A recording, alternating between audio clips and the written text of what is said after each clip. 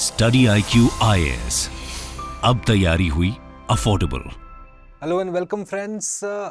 Environment और climate की जब हम बात करते हैं तो देर आर फ्यू टर्म्स, कुछ ऐसे टर्म्स होते हैं, ऐसे कॉन्सेप्ट्स हैं जिनको समझना बहुत ज़रूरी है और बहुत ही सूक्ष्मता से, बहुत स्पेसिफिकली समझना ज़रूरी है। एंड दस in this series brought to you by Study IQ, where we take a look at the most important concepts, terms from the environmental perspective. I am Bhuvan Apurva Jha, and in this discussion we will take a look at all of those concepts that you may or may not understand. Right? So this is again the second part of the series. The first part of this series is already available on the Study IQ YouTube channel. You can go ahead and access it from the playlists. The first part of the important terms that you ought to be aware of from the examination perspective. Right. Before we get started, friends, for those of you who are preparing for the Reserve Bank of India examination, एक बात आप समझ लीजिए, ये examination एक specific focus demand करता है। Question practice के साथ साथ आप देखेंगे कंसेप्चुअल क्लैरिटी होना बहुत ही अनिवार्य है इस एग्जामिनेशन के लिए। And this on behalf of study IQ, I am very proud to announce that we have come up with this book, the RBI centric book phase 1 ka, which is now available for sale on the Study IQ website. Okay, you'll also find it on several other platforms, but if you want the most discount, go ahead to the Study IQ website. Okay, use the code BALIVE, BA live. Okay, and इससे आपको एक बहुत अच्छा discount मिलेगा। More importantly, इस किताब के साथ आपको वो एक पर्टिकुलर पथ प्रदर्शन जिसको हम कहते हैं कि कैसे आपको प्रिपेयर करना है, किस तरह के सवाल एक्सपेक्ट करने हैं, not just in English but also on the other sections. All of that is covered in totality in this book, and thus for any serious candidate for the RBI examination, मेरा आपसे सुझाव रहेगा, go ahead and get this book ASAP. And for those of you friends who are preparing for the civil services, well, once again, a brand new batch launching on the 31st of this month, right? And this is again, अगर आपने देखा है, अभी तक हमारा पूरा focus रहता है कि एक स्टूडेंट को कंसेप्चुअल क्लैरिटी दीजिए, number 1, and number 2, make sure कि क्वेश्चन सॉल्विंग एबिलिटी एक इननेट एबिलिटी बन जाए। Correct? And this to go ahead and focus with those two goals in mind, the entire focus of the study IQ management is on making sure कि आप best prepared रहें on the day of the examination, not just from the knowledge perspective but also question solving ability.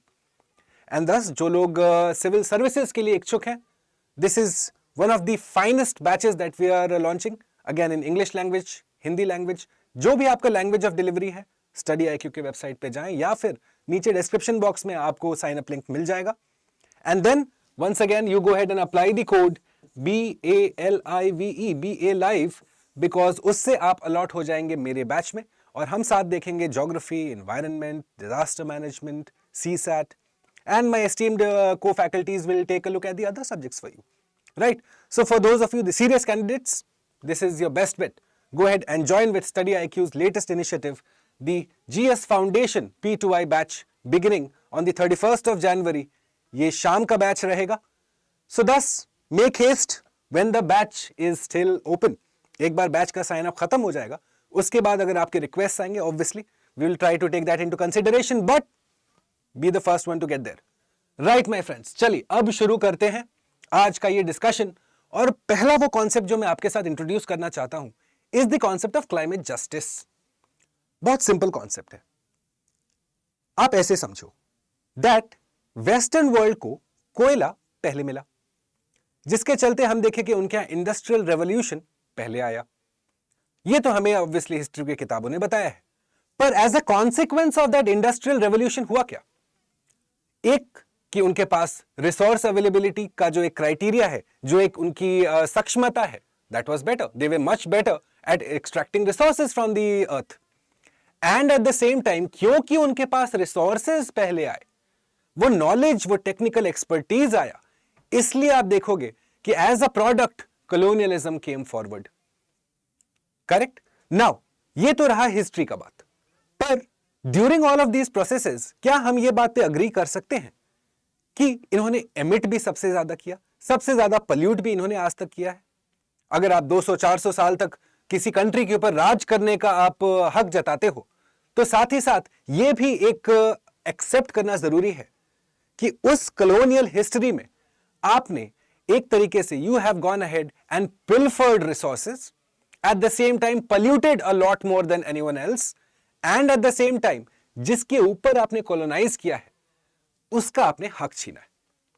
Climate justice in सारी चीजों को साथ में लेके चलता है। ऐसा समझिए कि आप एक फील्ड में हैं जहां पे आप और आपके दोस्त हैं, correct?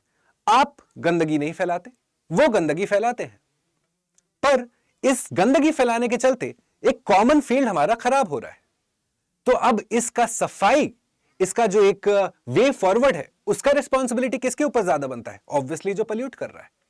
And thus you will find, my friends, that climate justice is the concept that advocates for equitable distribution of the burden of climate change. Correct? कि आज तक किसने गंदगी फैलाई उसको सबसे बड़ा रिस्पॉन्सिबिलिटी दिया जाता है कि उसी गंदगी को आप साफ करोगे, correct? And the responsibility is for mitigating it. So this is the essence of climate justice. पर अगर इसकी हम हिस्ट्री को थोड़ा देखेंगे, what you will find is that climate justice का जो ओरिजिन है वो यूनाइटेड स्टेट्स का है। In fact you will find out that in the United states सबसे पहले देखा गया, okay, that you had the first national people of colour environmental leadership summit 1991 में। यह समिट हुआ क्यों आखिर? क्योंकि वहां पे एनवायरमेंटल रेसिज्म ऑब्जर्व किया गया, दैट सर्टेन कम्युनिटीज के जो घर हैं, जो लोकेलिटीज हैं, वहां पे वेस्ट मैनेजमेंट या वेस्ट डंपिंग चल रहा था। इसके चलते एक क्लाइमेट कॉन्शियसनेस जागा कि भाई जब गंदगी हमारी नहीं तो रिस्पॉन्सिबिलिटी हमारी क्यों? Correct? So it originated in the United States as environmental racism. Okay, 1991 में यह समिट पहली दफा 1991 में यूनाइटेड स्टेट्स में हुआ, और उसके बाद आप देखोगे कि इन द ईयर 2000 एक आधिकारिक तौर पे, एक वैश्विक तौर पे first time ever the conference of parties, अगर आपको कॉन्फ्रेंस ऑफ पार्टीज नहीं पता है, डोंट वरी, बहुत सिंपल कॉन्सेप्ट है, वो भी आज हम देख डालेंगे, पर ये कॉन्फ्रेंस ऑफ पार्टीज ने एक्नॉलेज किया and this climate justice summit was held in Hague. Okay, इसके बाद कॉप 15 में भी इसी कॉन्सेप्ट को दोहराया गया, और जब भी आप देखोगे काफी दफा न्यूज़पेपर्स में ग्लोबल नॉर्थ, ग्लोबल साउथ, ये सारे टर्म्स बहुत फ्रीली यूज किए जाते हैं, करेक्ट? कॉप 15 में ये देखा गया कि जो ग्लोबल साउथ है, जो डेवलपिंग कंट्रीज हैं, जिनकी शायद कैपेसिटी और कैपेबिलिटी दोनों वैश्विक तौर पे इस वेस्टर्न कंट्रीज के मुकाबले कम है, उन्होंने आके कॉप 15 पे कहा that climate justice ought to be negotiated in the most fairest manner. Correct? ये एक कॉन्सेप्ट ऑफ जस्टिस है, ये concept of acknowledgement of these years of mindless extraction है। आज अगर भारतवर्ष ये कहता है कि हमें 2070 तक कार्बन नेट जीरो का हमें टाइम चाहिए, और आप देखते हैं कि यूनाइटेड स्टेट्स, यूरोपियन यूनियन और सारे वेस्टर्न वर्ल्ड्स, उनका टाइम लिमिट शायद 2070 से पहले हो। वो आखिरकार क्यों है? क्योंकि हमारी हिस्ट्री अलग अलग है। हम कॉलोनाइज्ड कंट्री थे, वो कॉलोनाइजर्स थे, and this climate justice also takes into account the historical background of the particular country. कहां तक उस कंट्री को से था अपने अफेयर्स में when it came to polluting. Correct? So this is the basic concept of climate justice that you ought to have a very fair idea of. ये बहुत बर्निंग टॉपिक है बाय द वे, ओके, और इससे आप expect कर सकते हैं काफी सारे questions, not just in prelims but also in mains, okay, because climate justice inherently is a people based issue friends. जब जस्टिस की बात होती है, आप लोगों की बात कर रहे हो। यह सिर्फ अब एक किताबी तौर पे कॉन्सेप्ट नहीं रह गए, इसके रियल लाइफ रैमिफिकेशंस होते हैं, and this climate justice is an extremely sensitive concept over which global north and global south often are at swords. Global north कहता है कि भाई हम कहां तक अपना रिस्पॉन्सिबिलिटी निभाएंगे, हमारे पास इतने पैसे हैं नहीं। ग्लोबल साउथ कहते हैं कि वेल, जब आप एक्सट्रैक्ट करते टाइम नहीं सोचे तो भरपाई करते टाइम क्यों सोच रहे हो? Correct? So this is the concept of climate justice. Now moving forward, climate refugees का जो कॉन्सेप्ट है वो उसी क्लाइमेट जस्टिस से जुड़ा हुआ है। आज के टाइम जब हम देखते हैं कि सी लेवल राइज हो रहा है, ग्लोबल वार्मिंग हो रहा है, क्लाइमेट चेंज हो रहा है, सबसे पहला लाइन ऑफ फायर में अगर कोई कंट्रीज या ग्रुप ऑफ कंट्रीज हैं जिनको सबसे ज्यादा रिस्क है, वो कौन होंगे फ्रेंड्स? अगर आप ध्यान से सोचोगे तो आप सोचोगे कि maybe it will be the coastal islands और more importantly the low level islands. For example Tuvalu, Kiribati, Maldives जो न्यूज में बना रहा है, Seychelles, all of these islands जो लो लेवल पे हैं, वो सी राइज के चलते सबसे ज्यादा रिस्क पे हैं। अब बात उठती है कि जब सी लेवल राइज करेगा, विच इट इवेंचुअली विल, होना ही है ये, करेक्ट, तो क्या होता है इन कंट्रीज का फिर? What happens to the state, the sovereign state? What happens more importantly to the people? More importantly, what happens to the traditions, the art, the culture, the language, the music? वो सब क्या लुप्त हो जाएंगे just because climate change हुआ और sea level rise हुआ? Is that fair, my friends, is what I want to ask you first. क्योंकि यही सवाल तुवालू का भी है। जब आप पॉलिनीशिया, माइक्रोनेशिया, मेलानेशिया पढ़ते हो तो तुवालू एक छोटा सा आइलैंड ऑस्ट्रेलिया के नॉर्थ ईस्ट में, ये इंटरनेशनल कोर्ट ऑफ जस्टिस तक पहुंच गए इसी सवाल को लेके कि आखिरकार रेस्पॉन्सिबिलिटी किसकी अगर हमारा फ्यूचर कल के दिन निगोशिएट करने में हमें प्रॉब्लम होता है। Correct. So climate refugees are those people who are forced to leave their home due to the impacts of climate change. It could be anything now, it could be melting of glaciers, it could be rising of sea level, anything that causes harm to your way of life, to your very existence on the land that you exist. Right, my friends? So, more importantly, आप ये देखिए, इतना बड़ा concept है और I am sure आप समझ रहे होंगे इतना सेंसिटिव कॉन्सेप्ट है, पर दुख की बात यह है कि वैश्विक तौर पे एक global definition of climate refugees अभी तक मिसिंग है। Such is the apathy of the Western nations that they refuse to even have a simple definition of climate refugees. In fact, refugees का जो definition है United Nations का, एक नजर डालते हैं। People who have fled war, violence, conflict और persecution. काफी specific definition है, but guess what? इसमें climate change included नहीं है। So what happens then? What happens to those people whose future is in jeopardy because of climate change? Correct? So this is another issue that is burning and it is directly linked to the concept of climate justice. Climate refugees are the people, the very personification of climate justice. Correct friends? Now let's go forward. और अभी हमने बात किया climate refugees का, तो obviously एक नजर डालना पड़ता है कि भाई जब इतना बड़ा कॉन्सेप्ट है, इतना सेंसिटिव कॉन्सेप्ट है, तो क्या कुछ किया गया है इनके लिए? ऑफ कोर्स किया गया है। सबसे पहला है the refugee environmental protection fund, जिसको हम REP फंड भी कहते हैं। Okay, United Nations high commissioner for refugees ये इस फंड को ऑपरेट करता है। और इस फंड का गोल क्या है? Simple two fold goal friends. Okay, the two fold goals, एक रिफॉरेस्टेशन और अफॉरेस्टेशन प्रोग्राम्स में हम इन्वेस्ट करेंगे और दूसरा कि हम जाके क्लीन कुकिंग प्रोग्राम्स में इन्वेस्ट करेंगे। इससे इवेंचुअल गोल क्या है कि आप एक कैपेसिटी बना रहे हो लोकल लेवल पे, so as to transition to a more greener way of life. Again ये एक लोकल लेवल पे है, एक तरीके से आप adaptation plus mitigation mechanism at the local level. पर क्या इससे डायरेक्टली इनके पास जो मैं आपको कह रहा हूं 30-40 साल में शायद उनका वे ऑफ लाइफ पे जो एक अटैक होने वाला है बिकॉज ऑफ क्लाइमेट चेंज, क्या उस पर फर्क पड़ेगा? हाँ, minute, but then this will be needing to be followed by the rest of the world coming together to aid those people. Correct? तो इसमें आप देखेंगे जो REP फंड है, सबसे पहला the first ever large scale refugee generated carbon credits की बात हुई है इसमें। अगेन एक नया टर्म में आपके लिए जोड़ रहा हूं, कार्बन क्रेडिट्स। डोंट वरी अगर आपको नहीं पता कार्बन क्रेडिट्स क्या है, क्योंकि अभी हम देखेंगे इसकी नेक्स्ट स्लाइड पे ही कि कार्बन ट्रेडिंग, कार्बन क्रेडिट्स, ये सारे जो बड़े बड़े वर्ड्स हैं ये एक्चुअली में बहुत सिंपल कॉन्सेप्ट्स हैं। Okay, so let's go forward and look at what exactly are carbon credits and offsets. Right my friends, तो पहले देखते हैं कार्बन ट्रेडिंग। ये दो कार्बन ट्रेडिंग के दो पहलू हैं, ट्रेडिंग के क्रेडिट्स और ऑफसेट्स। अब ट्रेडिंग होता क्या है? देखिए, एक है कि अगर आप ऐसे एफर्ट्स लेते हैं जिससे कि आप कार्बन के एमिशंस को कंट्रोल करने में मदद करते हैं। फॉर एग्जाम्पल, आप अफॉरेस्टेशन प्रोग्राम को फंड कर रहे हो या कंपनी एक्स जाके कोई पर्टिकुलर अफॉरेस्टेशन प्रोग्राम करती है, तो वो क्या कर रही है exactly? That company is going ahead and investing in carbon offsets, those particular mechanisms through which you are looking to reduce और limit the emission of carbon dioxides in your atmosphere. तो फिर आखिरकार कार्बन क्रेडिट क्या हुआ? Carbon credit हुआ carbon का trade करना।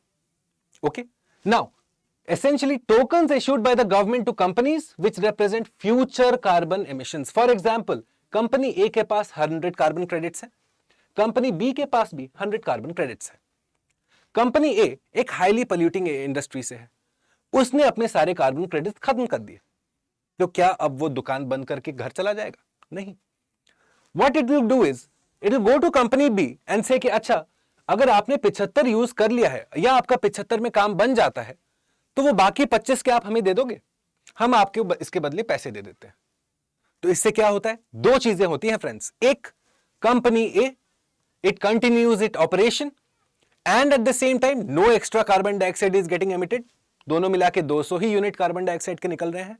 और दूसरा, वो सारे कंपनीज जो कि क्लीनर मैकेनिज्म्स या ग्रीनर मैकेनिज्म्स में इन्वेस्ट कर रहे हैं लेस पोल्यूटिंग बनने के लिए, उनको आप दे रहे हो एक financial incentive. Right, my friends? So this is the concept of carbon credits. Now, let's understand this in India's case. आखिरकार भारत सरकार का क्या स्ट्रैटेजी है ये करने के लिए? So let's go forward and take a look at the carbon markets of India. Now ये समझना जरूरी है कि इंडिया अभी एक नेसेंट स्टेज पे है, अभी हम पॉलिसी फॉर्मुलेशन की तरफ बढ़ रहे हैं। इसका मतलब ये नहीं है कि हम कोई काम नहीं कर रहे, पर we are creating the institutional strength for a robust carbon trading system. Correct, nascency में है हम अभी friends. So we operate 2 market based emission reduction schemes. ठीक है, एक का नाम है perform achieve and trade PAT system, और दूसरा को हम कहते हैं renewable energy certificates REC system. ज्यादा डिफिकल्ट कॉन्सेप्ट्स नहीं है, stay with me for 30 seconds more. Let's understand perform achieve and trade system. Now what is the central concept of PAT system? एक चीज समझिए कि यहां पे गवर्नमेंट आपको एनर्जी रिडक्शन गोल्स देगा, जिसको हम कह रहे हैं स्पेसिफिक एनर्जी कंजम्पशन। अब if a company uses less energy per unit of production, ठीक है, मतलब आप ग्रीनर सिस्टम्स में इन्वेस्ट कर रहे हो या ग्रीनर इंफ्रा में इन्वेस्ट कर रहे हो, तो अगर आप ये ट्रांजिशन कर रहे हो तो आपको दिए जाएंगे एनर्जी सर्टिफिकेट्स। तो आखिरकार ये सर्टिफिकेट्स काम करेंगे क्या? फाइल में रखेंगे? जी नहीं। You are going to go ahead and trade these certificates on power exchanges so as to fulfill the compliance need. Are you understanding? This is incentivizing green transition. अगर आप greener systems की तरफ जाओगे, आप पैसे कमा सकते हो। Perform, achieve, trade. What is to be performed and what is to be achieved? The transition to greener systems. Simple. Now coming to renewable energy certificates, REC जिसे हम कह रहे हैं। पहला समझिए, ये आता है RPO के अंदर, रिन्यूएबल परचेज ऑब्लिगेशन। बड़े बड़े शब्द हैं, मीनिंग बहुत सिंपल है। अगर कोई पावर जनरेटिंग इंफ्रास्ट्रक्चर है, ठीक है, उसको कहा गया है कि अगर आप 100 वॉट ऑफ एनर्जी प्रोड्यूस कर रहे हो, ठीक है, एक particular component of the 100 what आपको रिन्यूएबल एनर्जी से लेना है। आपके ग्रिड में mix of both renewable and non renewable रहना चाहिए। This is the renewable purchase obligation RPO, कि आपका एक particular segment of the energy should come from renewable sources, चाहे वो विंड हो, सोलार हो, whatever it be. But you just can't have कि आप कोयला जला रहे हो और इलेक्ट्रिसिटी जनरेट कर रहे हो। That is not going to work anymore. Why? Because India के 2 गोल्स हैं फ्रेंड्स। 2070 तक, 2070, India has said we will become net zero, and the country has also said we will become energy independent by 2047। ये 2 dates याद रखेंगे आप। 2047 में हमारा गोल है एनर्जी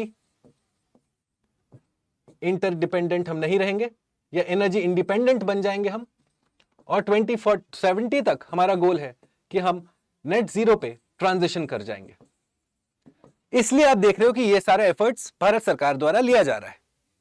करेक्ट? सो सर्टिफिकेट्स मिले आपको, once again promoting the use of renewable energy. Okay, now one REC is created when 1 megawatt hour of energy is generated from renewable energy sources. ये देखिए, आपका पावर जनरेशन से हमने लिंक कर दिया है ताकि आप cleaner systems, clean power, green power की तरफ आप ट्रांजिशन करो। तो भारत सरकार के ये 2 मैकेनिज्म्स हैं जो आपको ध्यान में रखने हैं। एक परफॉर्म अचीव एंड ट्रेड, और दूसरा renewable energy certificates. Now that you have understood these two concepts, let's go forward and look at the CCTS system. ठीक है, जो जैसे मैंने आपको बताया कि India's updated NDC, nationally determined contributions, ये क्या है? ये हर कंट्री खुद डिसाइड करता है। क्यों? ऐसा क्यों नहीं कि कोई आके हमें कहता कि इंडिया का एनडीसी ऐसा होना चाहिए, क्योंकि क्लाइमेट जस्टिस भी कोई चीज होती है भाई साहब। ठीक है, कॉमन बट डिफरेंशिएटेड रिस्पॉन्सिबिलिटीज की बात है कि हाँ, रिस्पॉन्सिबिलिटी तो है हमारी, पर तुम्हारे जितनी नहीं है। अगर आप पोल्यूटिंग एजेंसी हो, आप पोल्यूटिंग कंट्री हो, you have a larger share of the responsibility than a poor country from the global south. Correct? So under the NDC, India has said that we will reduce the GHG emissions intensity by 45%. अर्थात इसका meaning क्या हुआ? That we will invest in greener, cleaner, renewable energy dependent systems. तो अगर आप renewables की तरफ जा रहे हो, मतलब फॉसिल फ्यूल कम करना पड़ेगा, नहीं तो एनर्जी और कहां से आने वाला है। इसीलिए आप देखोगे COP 28 में इस बार कहा गया कि अब हम फॉसिल फ्यूल से ट्रांजिशन अवे करेंगे। क्यों करेंगे? क्योंकि हमें 45% तक घटाना है अगले 7 साल में। Correct? So energy conservation amendment bill 2022, इसके अंतर्गत कार्बन ट्रेडिंग फ्रेमवर्क हमारा नोटिफाई किया गया है। ब्यूरो ऑफ एनर्जी एफिशिएंसी इसका नोडल अथॉरिटी है। और व्हाट इज द ऑब्जेक्टिव? आपके GHG लिंक्ड एमिशंस को हमें घटाना है। As far as possible greener systems की तरफ जल्दी से ट्रांजिशन करना है। Correct? So this is the CCTS mechanism. 3 बहुत बड़े कॉन्सेप्ट्स आज हमने देखे, पैट, REC, CCTS। ध्यान रखेंगे क्योंकि ये कॉमनली यूज है। कोई भी न्यूज़पेपर आर्टिकल पढ़ो, कोई भी आप बड़ा आर्टिकल या न्यूज़पेपर कटिंग या any opinion piece, you will find these terms being frequently used. Right? Now let's go forward and take a look at COP. Like I had promised, conference of parties हमें समझना जरूरी है। COP 28 में क्या हुआ, COP 15 में climate justice की बात हुई। तो COP क्या है भाई? ऐसा समझिए कि आपका अर्थ जो है वो एक प्रॉब्लम से जूझ रहा है, और इस प्रॉब्लम को सॉल्व करने के लिए सारे लोगों को साथ में आने की जरूरत है। सिर्फ गवर्नमेंट के आने से कुछ नहीं बनने वाला। सिर्फ प्रेसिडेंट्स और प्राइम मिनिस्टर्स अगर बोल देंगे कि हाँ भाई हमारा एम ये है, कोई जरूरी नहीं है कि जिस टाइम तक हमने सोचा है उस टाइम तक हो जाए। अगर प्राइवेट बिजनेस ना आए, अगर हम और आप तैयार ना हो, तो COP is the meeting point of the heads of state and all the other various stakeholders who are involved directly or indirectly in the process of mitigating climate change. Correct? अब इसका हिस्ट्री अगर आप देखोगे तो आप देखोगे कि रियो 92 से ये चलते आया है। ठीक है, पर फिलहाल 198 मेंबर्स हैं, यूनाइटेड नेशंस से ज्यादा मेंबर्स COP में आप देखेंगे। ओके, और इसका एम क्या है? सिंपल, मिटिगेटिंग GHG एमिशंस, मतलब reducing my fossil fuels, coal, natural gas, हाँ फ्यूल, उन सब के इंटेंसिटी मुझे घटाना है। दूसरा, लोगों को अडेप्ट करना है क्लाइमेट चेंज की तरफ। Correct? If you are attacking the source, if you are addressing the source in mitigating, in adaptation, you are making sure that people are ready to deal with the effects of climate change. एक cause को address करता है, एक effect को address करता है। ठीक है, और तीसरा कि हम फाइनेंसेस जनरेट करेंगे। अब आप सोचते चलिए कि मिटिगेटिंग के लिए आज तक क्या क्या किया गया है। फाइनेंस के लिए फॉर एग्जांपल द GEF, ये फंड काफी न्यूज में रहा है, वो कहां से आया? COP से आया। अडेप्टेशन फंड कहां से आया? COP से आया। Correct? So COP is the source of all that is climate change and the human kind's effort to combat it. Correct? That is the conference of parties. But one thing again that I'll take you back to is COP 28, जो अभी recently conclude हुआ Dubai में। वहां पे ये जो 2 concept हमने समझे अभी, कार्बन मार्केट्स और COP, यहां पे एक थोड़ा सा इंटरलिंकेज है। ये क्या है कि COP 28 में देखा गया कार्बन मार्केट्स को लेके कंप्लीट साइलेंस। आखिरकार क्यों? अगर कार्बन ट्रेडिंग मैकेनिज्म इतना इंपॉर्टेंट है, इतना एफिशिएंट है, तो क्यों COP 28 पे एक डिसएग्रीमेंट देखा गया? इनफैक्ट कंप्लीट साइलेंस देखा गया, कंप्लीट एम्बिवलेंस देखा गया। Because you find that there are 2 clauses friends. ठीक है, 6.2 and 6.4 of the Paris climate agreement 2015। वहां पे आप देखते हैं कि वो डिसएग्रीमेंट्स किस तरह के हैं, क्योंकि हर कंट्री का एमिशन अनइक्वल है। कुछ कंट्री कुछ इंडस्ट्रीज में आगे है, अदर कंट्रीज शायद ना हो।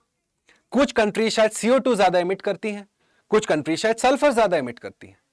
तो आप देख रहे हो कि सारे कंट्रीज का एक डिसीजन मेकिंग, एक कंसेंसस नहीं अराइव कर पा रहे हैं कि कौन कौन से हमें जीएचजीज को सबसे पहले एड्रेस करना है।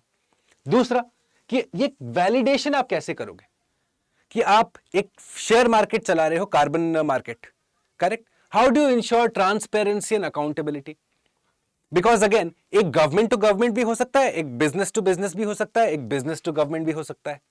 तो you need a common platform. नहीं तो कोई भी आज के टाइम बोल देगा कि भाई हमने फलाना काम किया, हमें क्रेडिट दे दो। So you need to have a unified platform which can take care of all of these fine issues. And at the same time, there is a lack of consensus. More importantly, sincerity की कमी है। Waste की ओर से देखा जाता है कि climate justice हो, कार्बन ट्रेडिंग हो, पैसे देने हो, चाहे अडेप्टेशन फंड हो, जीईएफ हो, एक तरीके का इनसिंसियरिटी देखा जाता है। That they have reaped the benefits of extensive resource say extraction over the years, consequent pollution over the years, consequent social order, political order that developed over the years, and today they refuse to acknowledge all that has been done and said. Correct? So this is the latest update that I wanted to bring before you. Now let's go forward to the next concept. और ये काफी दफा आपने सुना होगा green hydrogen. ठीक है, budget में भी काफी दफा इसके बारे में बात हुआ है, इकोनॉमिक सर्वे में भी इसके उल्लेख है। तो हम समझते हैं बहुत जल्दी से कि ग्रीन हाइड्रोजन होता क्या है। भाई हाइड्रोजन सबसे लाइटेस्ट गैस है। अगर आप थोड़ा सा ज्योग्राफी पढ़े होंगे, आपको पता होगा कि हमारे अर्थ में, if this is my earth my friends, if this is my earth, you are much more likely to find hydrogen right at the very top, exosphere के ठीक नीचे, कार्बन लाइन के आसपास हमें हाइड्रोजन मिलता है। ऐसा क्यों? लाइटेस्ट गैस है, सबसे ऊपर उठ गया। करेक्ट? तो अब हमारे आसपास हाइड्रोजन नहीं है क्या? है, पर बहुत लिमिटेड क्वांटिटी में। तो फिर आप कैसे जाके आप हाइड्रोजन बनाओगे? वहां पे हमें समझना है द प्रोसेस ऑफ इलेक्ट्रोलाइसिस। आप वाटर मॉलिक्यूल को तोड़ के आप वहां से हाइड्रोजन एक्सट्रैक्ट कर रहे हो, द प्रोसेस ऑफ इलेक्ट्रोलाइसिस। ठीक है, तो hydrogen does not exist naturally, तो हम हाइड्रोजन को आर्टिफिशियली सोर्स कर रहे हैं थ्रू इलेक्ट्रोलाइसिस। ठीक है, और इस प्रोसेस को जब आप ग्रीन एनर्जी के थ्रू पावर करते हो, तो जो हाइड्रोजन उभर के आता है उसको हम कहेंगे ग्रीन हाइड्रोजन। सिंपल कॉन्सेप्ट है। इलेक्ट्रोलाइसिस का प्रोसेस जब क्लीन मैकेनिज्म्स, क्लीन एनर्जी के थ्रू पावर किया जाए, वो बन गया ग्रीन हाइड्रोजन। अब वो भारत के लिए इंपॉर्टेंट क्यों है? क्योंकि this is another method through which आप फॉसिल फ्यूल एमिशंस को कंट्रोल कर सकते हो।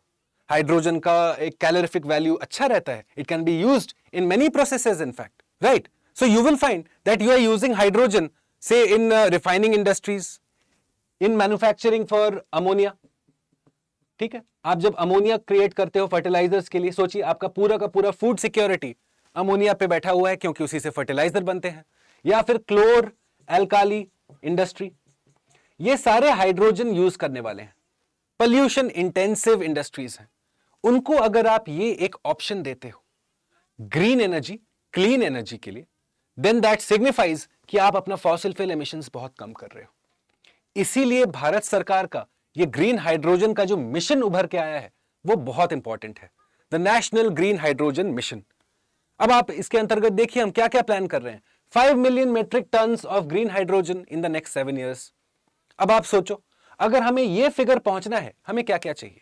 सबसे पहला हमें चाहिए infrastructure for electrolysis, and at the same time we need to make sure कि इसको पावर कर रहा है ग्रीन एनर्जी। करेक्ट? भारत सरकार इन दोनों पे काम करना चाह रहा है। इलेक्ट्रोलाइजर्स बनाने की तरफ एक मैसिव पहल है, और साथ ही साथ आप अपने रिन्यूएबल एनर्जी को भी ग्रिड में स्केल अप कर रहे हो 45% by the year 2030। Correct? So this is the entire aim of the national green hydrogen mission that was announced in the budget. Right my friends? चलिए, so this was a very short discussion on the major concepts of environment, जो कि हमने पहले class से अभी continue किया है। But before I go forward for outcome based learning, जल्दी से इसका आंसर आप मेरे को चैट में मेरे लिए छोड़ देंगे। The question being petroleum refining, manufacturing ammonia for fertilisers, methanol production, chlor alkali industry, in which of the above industries is hydrogen used? Okay, अगर आपने ये लेक्चर थोड़ा ध्यान से सुना होगा तो बहुत आसान सवाल है। Okay, and if you have any doubts, any feedback, कोई भी ऐसा प्रॉब्लम हो, सजेशन हो, even all of that is welcome. You can reach out to me on my email ID and go ahead and access the PDF of this entire lecture from my Telegram channel that goes by the name of Bhuvan Study IQ. ठीक है, और आपका feedback का मैं इंतजार करूंगा down below in the chat box along with your answers as well as on my Instagram channel that also goes by the name of Bhuvan Study IQ. और अगर कोई भी ऐसे कॉन्सेप्ट्स हो जो आपको एनवायरमेंट के पॉइंट ऑफ व्यू से आप समझना चाहते हैं, थोड़ा और डिटेल में समझना चाहते हैं, please do let me know in the comment box that also. Till I see you in the next video very soon. This is Bhuvan Apurva Jha signing off for Study IQ. Thanks for watching. Bye. Study IQ IAS. अब तैयारी हुई affordable.